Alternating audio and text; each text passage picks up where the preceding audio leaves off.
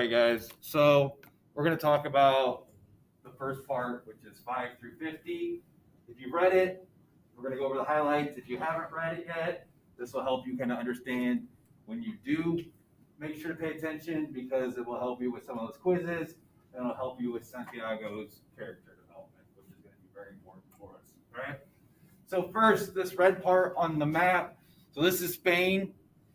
All right, this is Andalusia. All right, so when we say he's a shepherd in Andalusia, this is what we're talking about. And right here is the tip of Africa, which is going to come into play in a minute. So he's on the very southern part of Spain, almost to Africa. They just have the water there separating them barely. So we start off with the 4 obstacles from the introduction. All right, I love this introduction. I think it's one of the most important pieces of literature that I have you guys read because it's very applicable no matter what age you are. All right, so when I read it, I can apply it.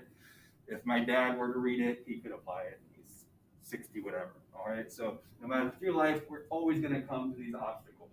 Santiago is going to deal with these obstacles throughout the novel, and you can choose to overcome them or they can stop you in your tracks. So the first one, people tell you it's impossible. All right, a lot of times you want to do something and people are like, nope, you're not going to be able to do that. And if you listen to them, you obviously won't. Love isn't one we think about often, but it can stop you. Like I think if you need to move in order to follow your dream, you're like, oh, I don't want to move away from my family or this friend or this significant other or whatever, it can stop you. Fear of defeats is a big one. I think a lot of times we're like, we're not going to be able to do it, and so we don't try. All right, instead of dealing with the problems that may arise, we just don't try.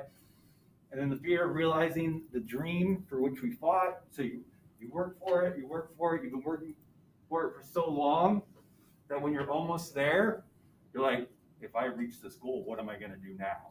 And so that scares you enough to stop you. All right, so pay attention as Santiago goes through some of these things, especially when we talk about part 2. We'll highlight some of these, but you can also use them to think about things in your own life when you have goals. They can be tiny goals, they can be huge life goals, but these obstacles can pop up. Make sure that you overcome them. So to start off, we have Santiago, who is a shepherd. All right, we talked about that the other day. Why is he a shepherd?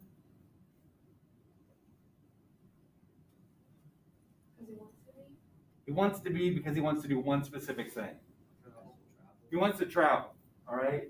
Now, what we don't fully understand because we don't understand this culture is all that he's giving up, all right? If you remember when he was in that flashback when he was reading and the merchant's daughter that he has that huge crush on was surprised that he was reading, all right? In that culture, if you didn't need to learn to read, they didn't teach you to read. So he was in school to become a priest. In that society, like priests are like way up here. Like they would be one of the top spots in society. Shepherds, if priests are up here, shepherds are like at the floor. You don't need skills to be a shepherd. You just walk around and make sure that the sheep don't die.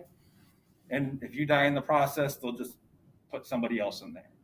So he chose on purpose to be one of the lowest members of society so he could travel. So it was a huge decision for him to be able to do that. All right. So his parents would have been extremely disappointed. So that goes along with that obstacle of love. Like he knew he'd be disappointed his parents. Everybody that he knew would be happy that he was going to be a priest. Instead, he decides to travel. So right at the beginning of the book, he has a dream. And what's weird about this dream?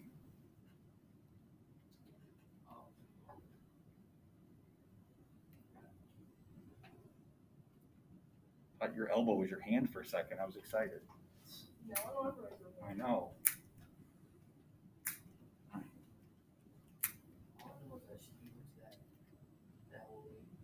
Yes, that's what we're going to talk about next, right? So the dream is about the children coming to him and finding the treasure. Perfect. All right. So he has the dream. It's this little kid, the child, so it's innocent, takes him to the pyramids. and he's about ready to show him where a treasure is, and then he wakes up. Yeah, both times. That's the key. It's a recurring dream. He has it more than once, right? If you have a dream once, it's like, whatever, right? We all have weird dreams. Some people don't even remember their dreams. But if you have it more than once, it might make you think, and that's what happened with him. All right, so he has the girl on his mind, but now he also has this dream on his mind. So he goes to the gypsy woman. What does she tell him this dream means? Yeah, go to Egypt because there's a treasure there for you. All right. What does she charge him? 1/4 of something. 1/4 of like his treasure or something. 1/10, but yeah, 1/10 of his treasure that he doesn't have yet. So he's relieved because she basically just repeated his dream to him word for word, but she didn't charge him anything. So he's like, whatever, I can just waste some time now and then go talk to the girl I want to see anyways. Okay? So he's sitting outside just trying to kill some time. He's reading his book, and this old guy comes and sits down next to him, right? Now, Santiago is lost in his thoughts. We've all been there where you're just thinking and you don't want anybody to bother you, all right? So the old man is like, hey, what are you reading? Santiago doesn't want to be rude, but he also doesn't want to talk to the guy. On top of that, he actually can't read the title of the story. He could read the book, but he can't read the title. So he's like, I'm smart. I'm going to think this through. And instead of saying, oh, I'm reading whatever, he just shows him the title of the book. And so he thinks, I'm going to show this guy the title of the book. He's going to be embarrassed because he can't read it, and he's going to leave me alone. All right, but instead he shows him the title. And the guy's like, oh, I've read that book. It's really irritating. Have you guys ever read an irritating book? No, I don't read books. Do you think that every book that a teacher assigns is irritating? Only Probably. text messages. Fair enough. All right. So he's very, very surprised that the old man can even, read it. The old man tells him it contains the world's greatest lie. Does anybody happen to remember what that is? Goes along with life. They basically tell you, he says the world's greatest lie, it's people tell you that you don't have control, that fate takes over. All right. And the old man says, fate doesn't take over. You still have to make decisions. So the world's greatest lie is that fate takes over and you don't have any control about what happens. All right. So they continue talking. We find out his name is Melchizedek. We're going to continue to call him the old man because Melchizedek is a kind of a tongue twister. Tells the boy he's from Salem, says he's the king of Salem.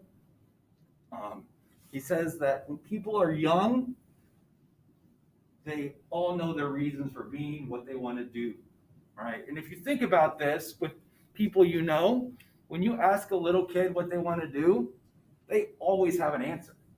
Like, hey, what do you want to do when you grow up? I want to be a policeman. I want to be a fireman. I want to be a princess. Some of them an astronaut, whatever. I ask a high schooler what they want to do, and they're like, oh, I think I want to do this. I ask seniors, what do you want to major in? And a lot of them are like, it's either this or this, and they seem unsure. So as you get older, you become less and less sure. All right? He has sensed that Santiago is on the verge of trying to realize his personal legend. All right? So your personal legend is like your extreme goal in life, like your destiny, what you're supposed to do. So he wants to help Santiago reach his. He tells the story about the guy that's searching for emeralds, quit everything he was doing, went to this river. He's like, I'm going to find emeralds. All right. He's looking for 5 years. He's about ready to give up. The old man shows up and helps, turns himself into a rock, helps him find an emerald. All right. So all this seems a little far-fetched to us and probably Santiago. So Santiago's sitting there thinking, okay, he told me some cool things, but this guy's just kind of weird. When he's thinking about whether he should listen to the guy or not, the old man starts writing in the sand. What does he write in the sand? Anybody remember? What? Not a map. All right, so he writes his parents' name, which he hadn't said. He writes the seminary, school he went to, which he didn't say. And on top of that, he wrote the girl's name that he's crushing on, and Santiago didn't even know her name. All right, and so we can see now that this guy really is some mysterious being that has like these extra senses or powers or whatever you want to call them, right? So it makes Santiago think it's a work of fiction. You can do things like that. Right. So going back just to stuff like the mysterious forces that stop us, so the little kids that know what they're doing, and then as we go, there's mysterious forces. What do you think those mysterious forces are? What causes People doubt insecurities. People doubt insecurities, and a lot of them come from others, right? You know, society, family, friends, just random people around you. You know, they kind of sow those doubts into your head. He also tells him the story of the baker that we read the other day. So he tells them a positive story about the guy with the emerald, and the baker is kind of the negative story. What did the baker want to do when he was young? He's just like Santiago. So what did he want to do? Travel. All right. He specifically wanted to go to Africa. He wanted to go on a journey that would go along with his religion. But he decided, you know what? If I give that up, it's going to be a hard life. I have a cushy job here as the baker. I can be in one place. I can have a family. And he's like, maybe one day I'll travel. So the old man's like, yeah, when he's really old, he'll go to Africa for like a month, but he's still going to be disappointed.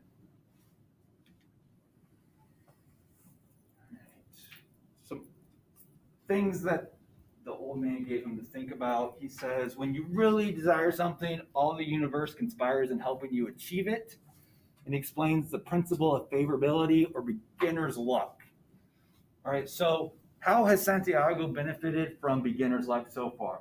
If we go way back to the beginning, if you want to travel and you want to be a shepherd, what do you absolutely have to have to be a shepherd? Sheep, right? You have to be able to purchase sheep. How was he able to purchase sheep? His dad gave him money, but on top of that, the money his dad gave him, he found in a field.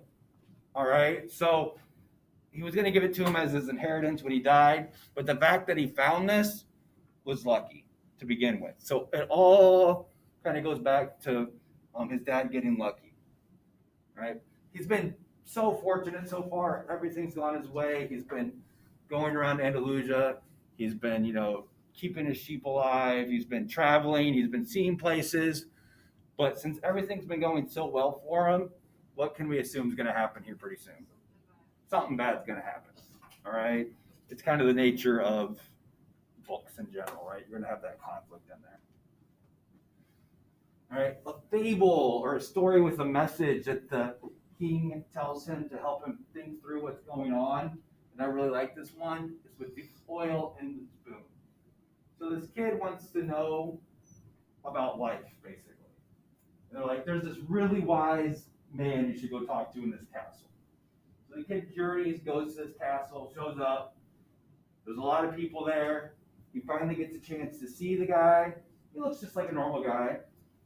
He's like, I'm so glad you're here, but I'm a little busy right now. I want to talk to you, I just can't right now. So what I want you to do is, this is a beautiful castle. We have beautiful grounds, beautiful paintings, beautiful everything.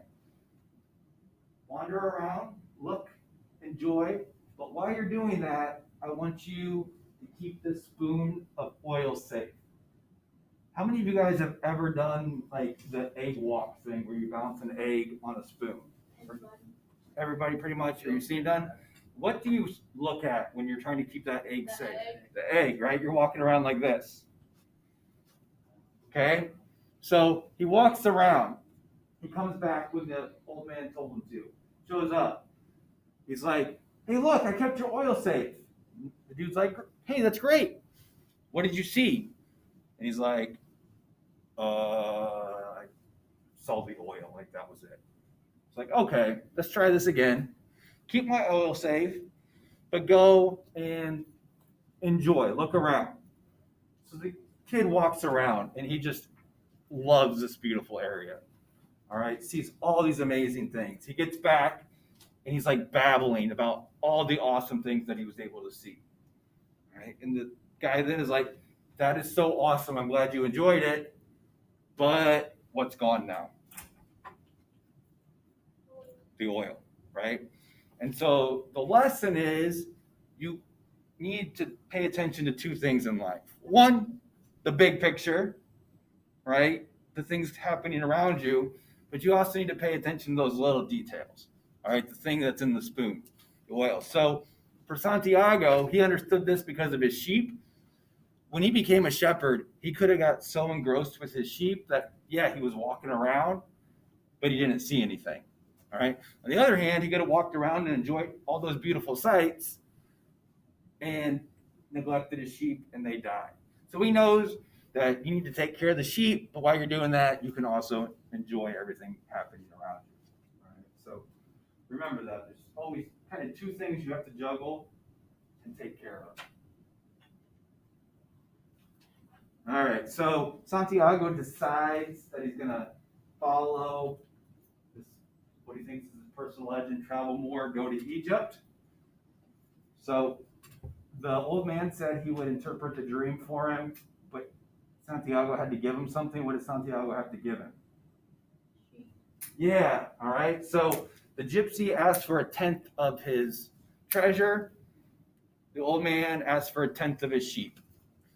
So he debated back and forth, decides he's going to do it, gives him 1/10 of his sheep. And where does the old man say the treasure is? Egypt. All right. So at first, Santiago feels, like he got, the short end of the stick a little bit. But the old man described, if you're going to ask for help that much, there's certain prices you have to pay. All right. So he's still got the money for the rest of it, gets on a ship, crosses that little strait of water that I showed you on the map. He gets to Africa, and what did he find out? What was the first big problem? What? Well, he gets over the water, so he's in Africa. You're right. What language do they speak there? Not French, but a different. African. Arabic. All right, they speak Arabic. He speaks Spanish, and he's like, uh-oh. All right, so he's trying to order something to drink, and he can't even figure out how to order that. Somebody comes up behind him and is speaking Spanish, and he's like, this is a good omen. All right, a good sign. The old man told him, hey, follow the omens. So he's feeling pretty good about this. They're talking a little bit, and all of a sudden, the guy that's serving him the drink starts getting really upset, really animated. It looks like he's yelling at him, but he doesn't know why because he can't understand the language. And the guy that can't speak Spanish is like, ignore him. He's trying to steal your money. Let's get out of here. All right? So this guy, his new friend, tells him, we're just going to buy a couple camels, and tomorrow we'll get to Egypt. No big deal.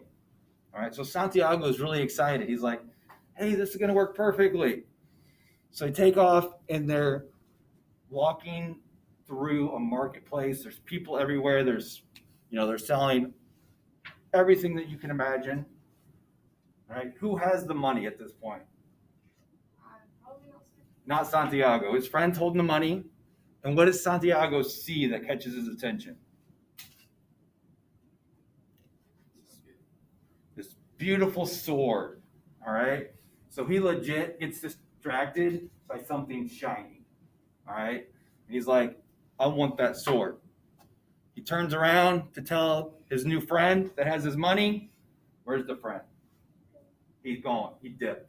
He out of there, all right? And so for a second, what? He's making fun of me again, all right?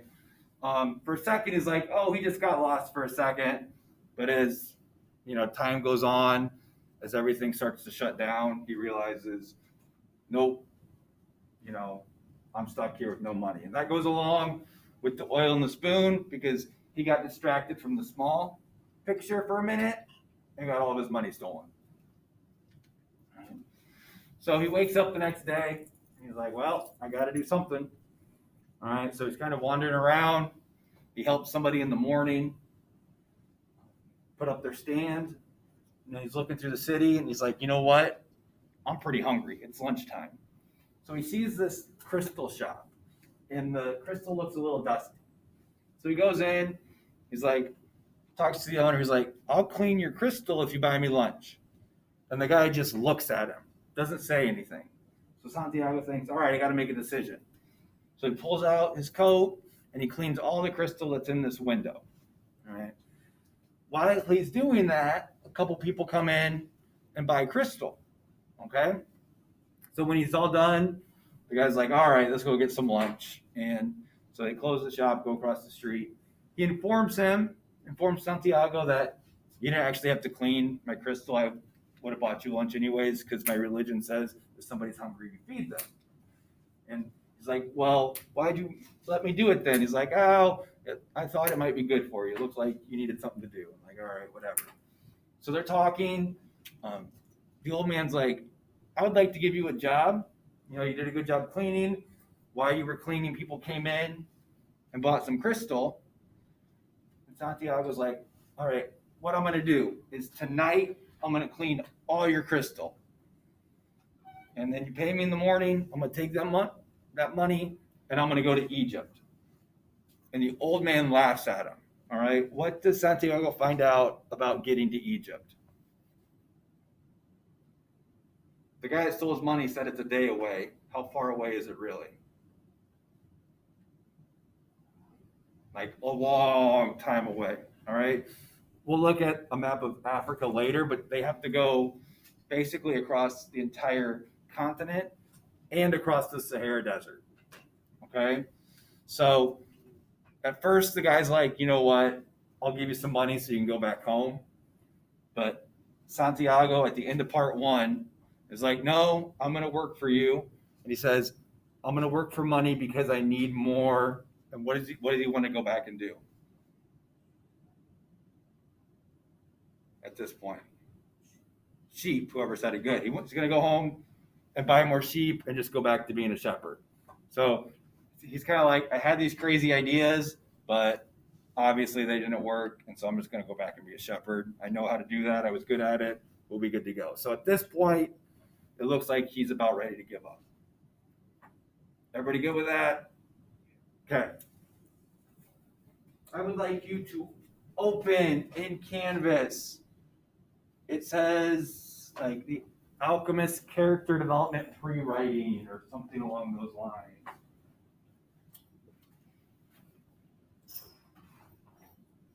So Alchemist Character Analysis Pre-Writing, and it looks like this.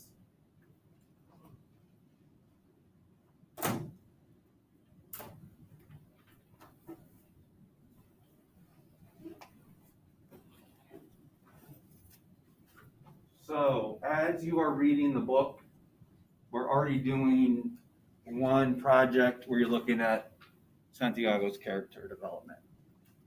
Right. While you're working on that, the essay at the end, the prompt is evaluate Santiago's character development throughout the novel.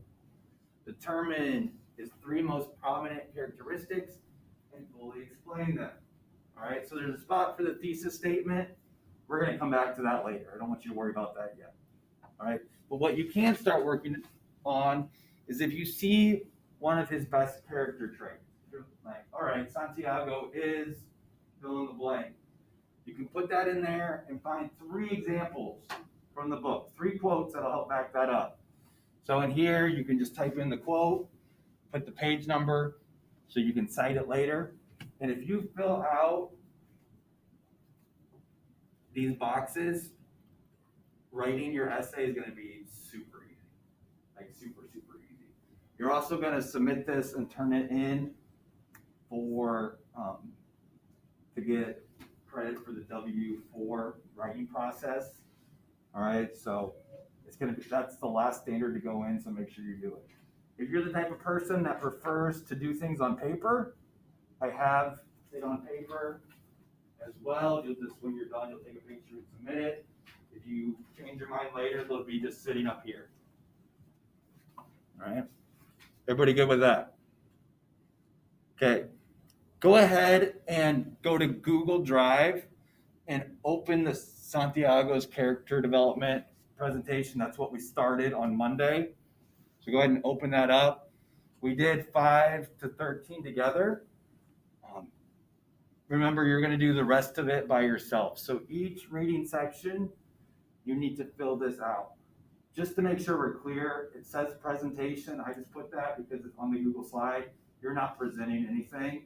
You're just going to fill it out and submit it and just look at it. All right, so you're not going to have to talk about anything. You just need to fill it out. 4 questions, an imprint about Santiago, a quote from that section, a symbol or picture that represents Santiago during that section, and then how has he changed? How is he developing throughout the novel? All right, so make sure you're working on that. Everybody good? All right, so the rest of our time, I want you to do 1 of 2 things. 1, you can work on filling out the character development, reading The Alchemist, getting to page 50. All right, the other thing is right before the drill, I was getting ready to pass out the sticky notes with what you're missing, what you need to fix for the standards. If you want to fix the standards first and then come back to The Alchemist, that's cool too. All right, everybody good? All right, ready, set, go.